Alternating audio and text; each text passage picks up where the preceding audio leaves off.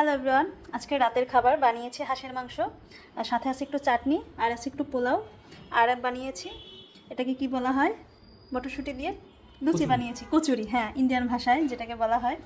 তো যাই হোক, এটাই আমি আজকে রান্না করলাম। এটা আমি এর আগেও একদিন বানিয়েছি, ভালো লেগেছে, তার জন্য আবার একটু বানিয়েছি। কিন্তু সবথেকে মজার ব্যাপার কি আজকে দুই ধরনের খাবার আছে, আমরা কি এটা হাইব্রিড প্লটার বলতে পারি।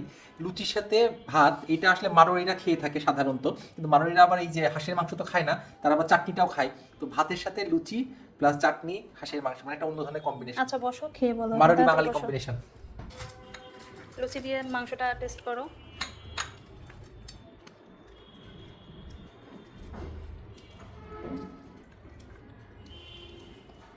কেমন হয়েছে?